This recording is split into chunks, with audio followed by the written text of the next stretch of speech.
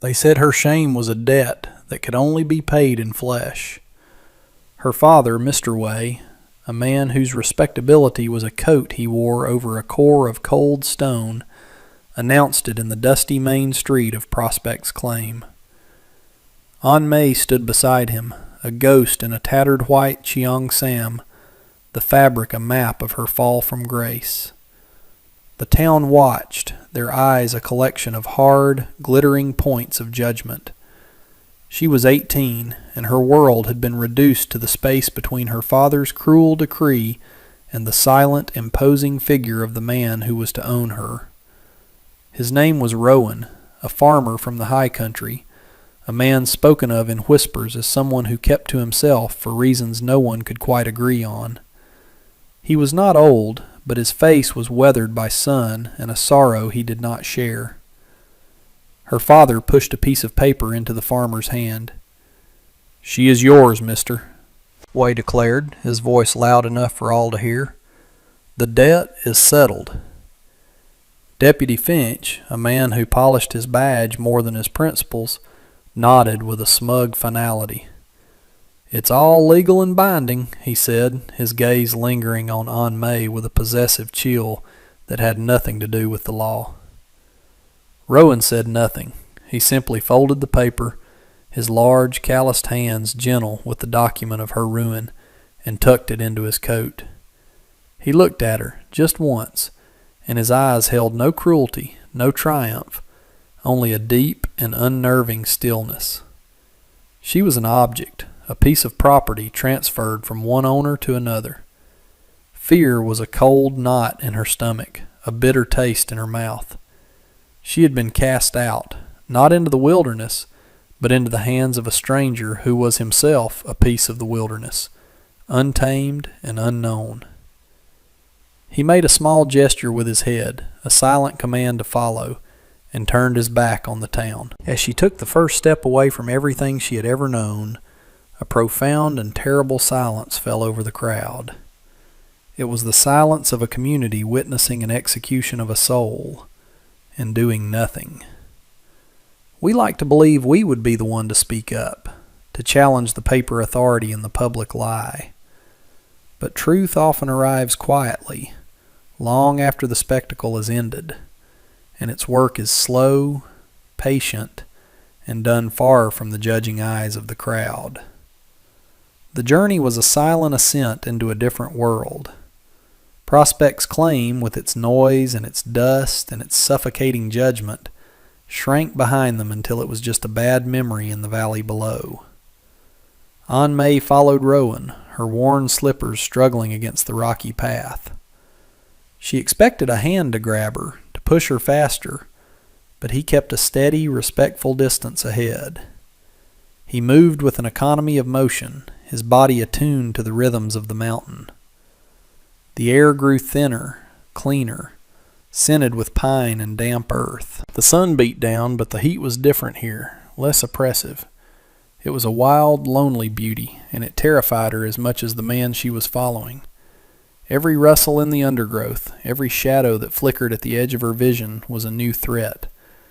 She had been told stories about the men who lived isolated from the world, men whose loneliness curdled into something monstrous. She braced herself for the moment his quiet demeanor would break, for the mask to fall away, revealing the beast she had been promised. They walked for hours, until her legs ached and her throat was raw with thirst. Just when she thought she could go no further, they crested a ridge and a small homestead came into view, nestled in a meadow cupped by granite peaks. It wasn't a hovel. It was a sturdy cabin of dark wood, with a well-tended garden bursting with green life, and a curl of smoke rising from a stone chimney. Chickens scratched in the dirt near a small, solid barn. It was a place of order, of care. It was a home. Rowan led her to the front door and pushed it open. Inside, the air was cool and smelled of wood smoke and dried herbs. He gestured towards a small closed door off the main room. "This is your space," he said, his voice low and raspy from disuse, yet clear. "No one will enter without your leave." He met her eyes then, and she saw it again, not malice, but a profound, weary sadness. He placed a tin cup of cool water from a bucket onto a small table. "Rest," was all he said, before turning and leaving her alone, closing the main door quietly behind him. She stood frozen in the center of the room, the silence pressing in on her. She walked to the door he had indicated and pushed it open. Inside was a small, spare room with a narrow bed covered in a clean quilt, a small window looking out onto the mountains, and a simple wooden chair. It was a room, not a cage. It was a promise of a boundary, the first she had been given in a very long time. The shock of it was a physical blow, undoing the tight knot of fear in her chest and leaving her trembling, not with terror, but with a fragile, bewildering uncertainty. The first days were a study in quiet routine. Aunt May woke each morning to the sound of an axe splitting wood, a steady, rhythmic beat that was the homestead's heartbeat. She would find a bowl of oatmeal and a piece of fruit left for her on the main table. There were no orders, no commands. Instead, Rowan worked, and she watched. He moved from the garden to the chicken coop to the fence line, his hands always busy, his purpose clear. He was a man who spoke through action. His silence, which had at first seemed menacing, began to feel like a space she could inhabit without the need for performance or apology. After 3 days of watching, of eating the food he provided and sleeping in the room he had given her, a new feeling began to surface through the layers of shame and fear. A sense of uselessness. She was a debt, a burden. One morning she rose early and went to the chicken coop before he did. She gathered the eggs, her hands clumsy at first, and brought them inside. When Rowan entered the cabin, he saw the small basket of brown eggs on the table. He stopped, looked at them, then looked at her. He gave a single, slow nod of acknowledgement. That was all, but it was enough. It was an acceptance. From then on, she claimed the chickens as her task. Soon after, she began helping in the garden, pulling weeds with a tentative care, her fingers sinking into the cool, dark soil. He showed her, through gesture, which plants were weeds and which were precious vegetables. He never stood too close, never let his hands brush against hers. He respected the invisible wall around her, and in doing so, he taught her that she was worthy of having one. He brought back a bolt of simple, durable blue cotton from a trip to a distant trading post she knew nothing about, leaving it on her bed with a needle and thread. There was no note, no explanation. The tattered white Cheong Sam was a brand, a constant reminder of her father's house and her public humiliation. She spent the next 2 days sewing a simple tunic and trousers, her stitches uneven but strong.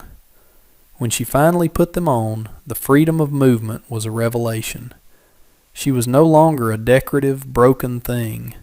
She was a person who could work, who could kneel in the dirt and feel the sun on her back without fear. She was becoming someone else, or perhaps becoming herself for the first time.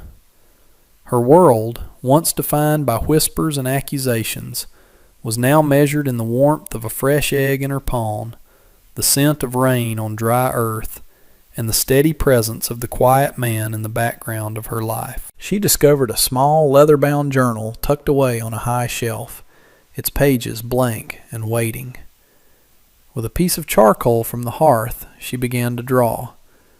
She couldn't write the words for what had happened, for the complex feelings of relief and confusion that churned inside her, but she could draw the sharp line of the mountain peak against the sky. She drew Rowan's hands, mapping the lines and calluses, showing their strength as they mended a fence post, their gentleness as they checked a young plant for blight. Her art became her voice, a silent conversation with her new reality. One afternoon, Rowan came upon her sitting on the porch steps, lost in her drawing. She froze, expecting a reprimand, a confiscation of her one private joy. He simply stood there for a moment, his shadow falling over the page. She watched his eyes follow the lines of charcoal, recognizing the shape of his own barn, the curve of the old oak at the edge of the meadow. He said nothing. He just turned and walked away. The next morning, beside her usual bowl of oatmeal, was a small, perfectly sharpened piece of graphite, smoother and darker than the rough charcoal she had been using. It was a gift of understanding, a validation more powerful than any spoken praise. The quiet rhythm of their life was punctuated by small moments of unexpected connection. A stubborn goat, prone to escaping its enclosure, led them on a comical chase through the meadow. Aunt May, forgetting her fear, found herself laughing as Rowan, with a rare, exasperated sigh, finally cornered the creature. As they herded it back, their eyes met, and a small, genuine smile touched his lips. It transformed his weathered face, erasing years of sorrow for just a second. It was a fleeting moment, but it felt like a turning point, a bridge built across the silence. She began to see the man, not just the guardian or the stranger. She saw the way he favored his left leg when he was tired, the way he would pause and look to the mountains as if searching for something, the quiet care he took in maintaining the small cluster of wildflowers growing near his wife's grave on a nearby hill. Her curiosity was no longer born of fear, but of a growing, tender respect. A summer thunderstorm rolled in from the peaks one evening, trapping them in the cabin. The wind howled like a hungry animal, and rain lashed against the windows. The sound was too much like the shouting from that day in town, the roar of the crowd that had condemned her.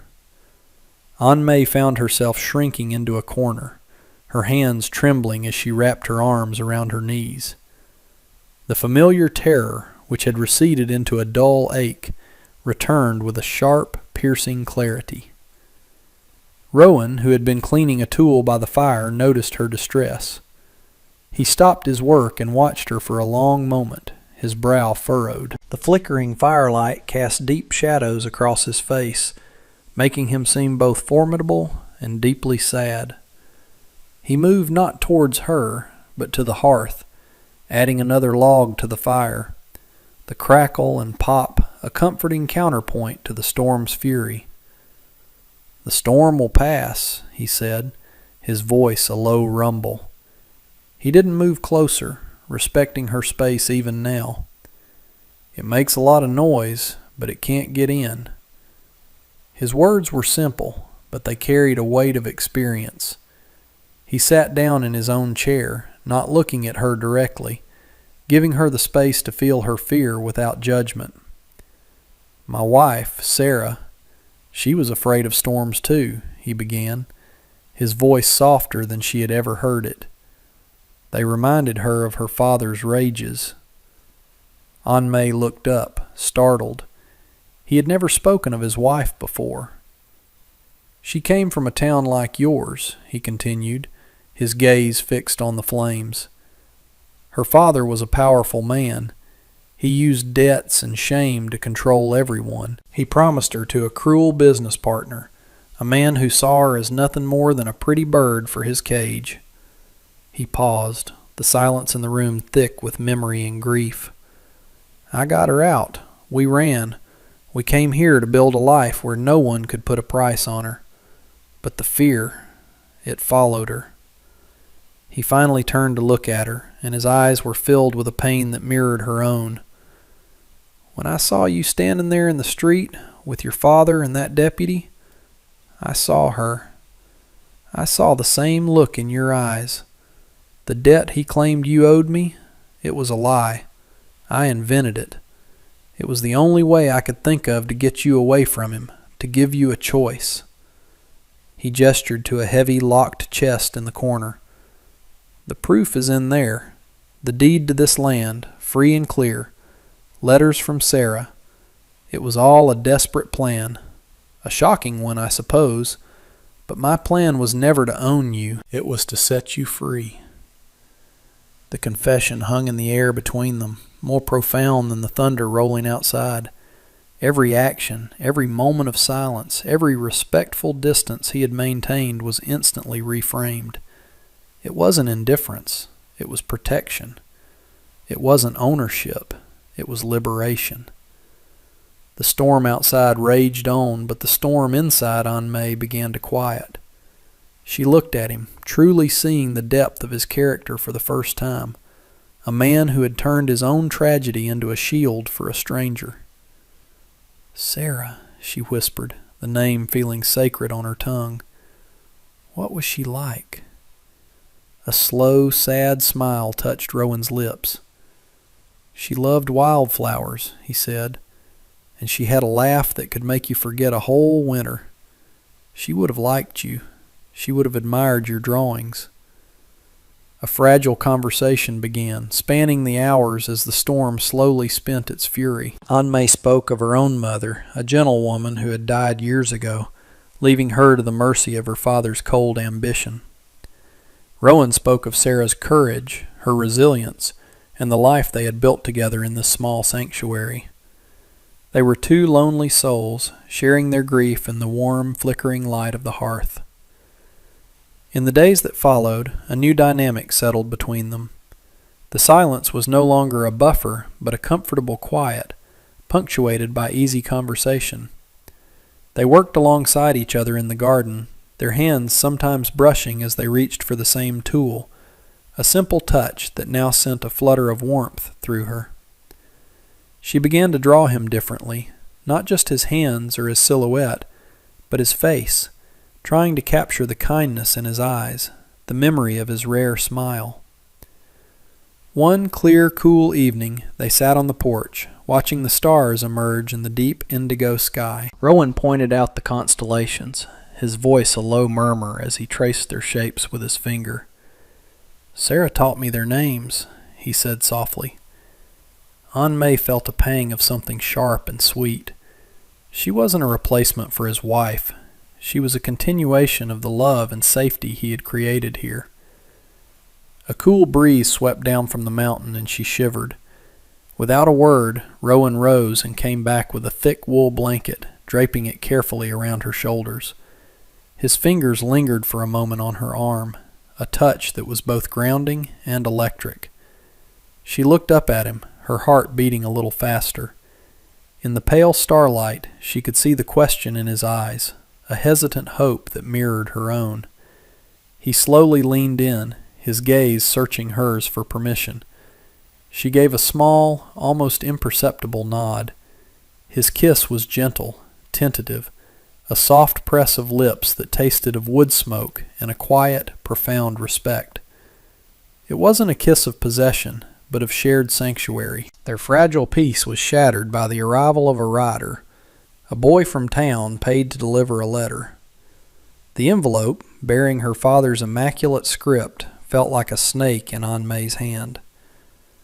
Rowan stood beside her on the porch, his posture rigid, his hand resting near the axe he'd been using to split wood.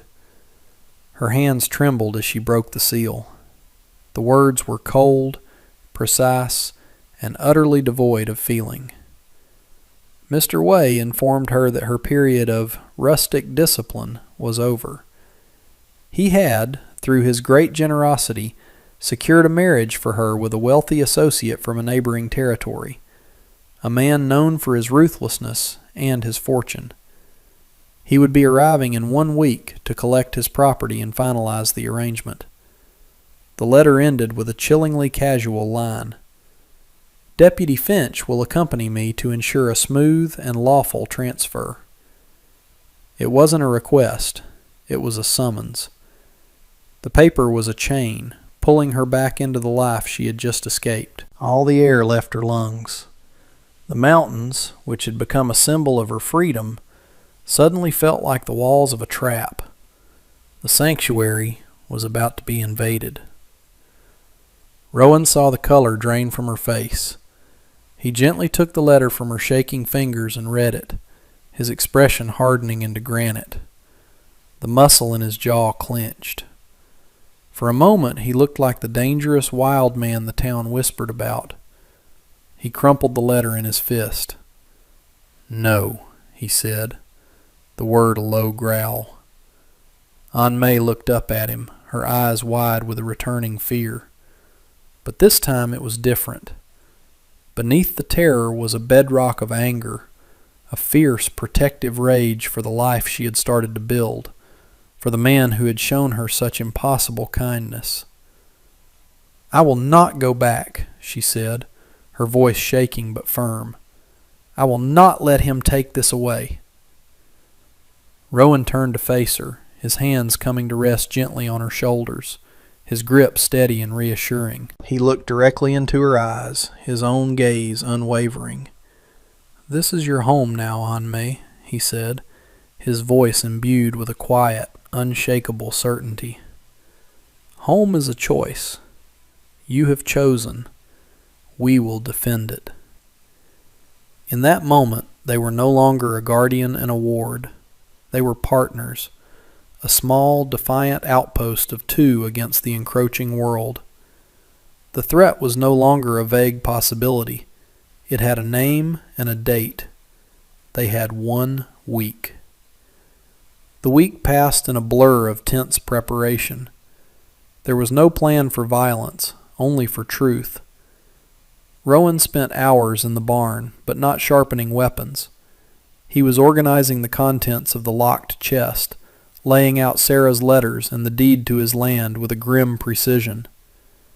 Aunt May continued her chores, the familiar rhythms a comfort against the rising tide of anxiety.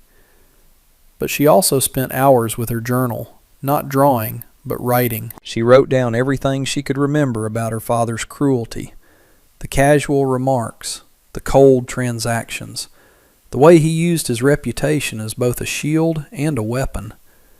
Her words were clumsy, but they were honest, and they were hers. The morning of the 7th day dawned bright and clear, a cruel mockery of the storm brewing on the horizon. They saw the dust cloud first, a faint plume rising from the valley floor. 2 riders, moving with the unearned confidence of power. Rowan stood on the porch, unarmed, his feet planted firmly. Aunt May stood beside him, her journal clutched in her hand like a talisman. When her father and Deputy Finch rode into the clearing, the peaceful homestead was instantly contaminated by their presence. Mr. Wade dismounted, his face a mask of smug authority. "Aunt May," he said, his tone suggesting she should be grateful, "your foolishness is at an end. Pack your things." Deputy Finch smirked, his hand resting on the pistol at his hip. "The girl goes with her father, farmer. We have the paperwork." He waved a document in the air. "She is his legal ward." Aunt May felt a tremor of her old fear, the instinct to obey, to become small and silent. But then she felt Rowan's presence beside her, solid and calm. He did not move. "She is not going anywhere," Rowan said, his voice even. "This is her home."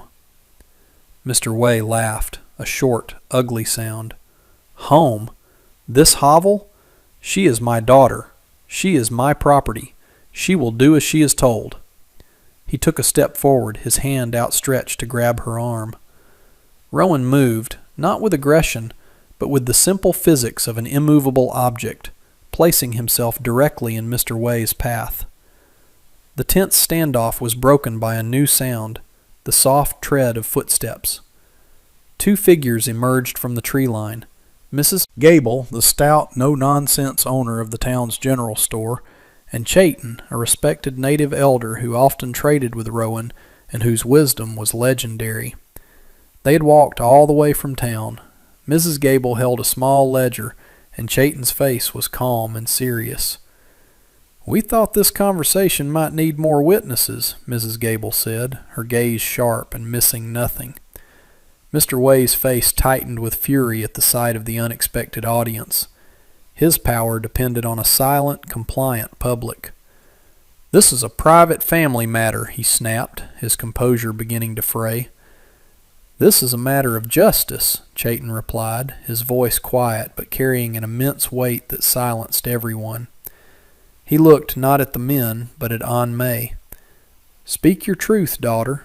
Fear makes a loud noise, but truth carries further." That was all the encouragement she needed. Aunt May took a deep breath, the clean mountain air filling her lungs, and she began to speak. She did not shout or cry. She spoke with a clear, steady voice, holding up her journal. She read aloud her own words, detailing the years of emotional neglect, the public shaming, her father's plan to sell her into a loveless marriage for his own business gain. She spoke of being handed over to Rowan as punishment. Then her voice softened. "But it was not a punishment," she said, looking at Rowan. "It was a rescue. I found safety here. I found respect. I found a home." Deputy Finch scoffed. "A touching story, but the law is the law. The paper says she belongs to him." "Your paper is based on a lie," Rowan stated, stepping forward. He held out the deed to his land. "This is my deed, free and clear. I have no debt to Mr. Way." He then held up one of Sarah's letters. "And this is a letter from my late wife, telling of a similar cruelty at the hands of a man just like him. This isn't about law. It's about a pattern of abuse." Mrs. Gable then stepped forward, opening her small ledger. "I keep good records, Deputy. I know for a fact that Mr. Way was not owed money by this man. But I do have a record of Mr. Way refusing to pay the Chinese workers who built his new warehouse last year. He is a man who creates debts in others to hide his own." The accusation hung in the air, deadly and precise. Mr. Way turned pale. His reputation, the very foundation of his power, was cracking. Deputy Finch looked from Mr. Way's panicked face to the steady, condemning eyes of Chayton and Mrs. Gable. He saw the truth, and more importantly, he saw that the narrative had slipped from his control. The power had shifted. It was no longer 2 armed men against a girl and a farmer. It was 2 liars against 4 honest people. Chayton took a slow step forward.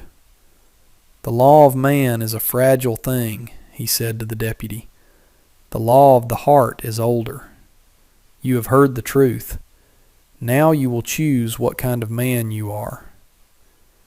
Finch, a coward at his core, visibly deflated. He could not bully these people. He looked at Mr. Way with disgust, seeing him now not as a powerful ally but as a liability.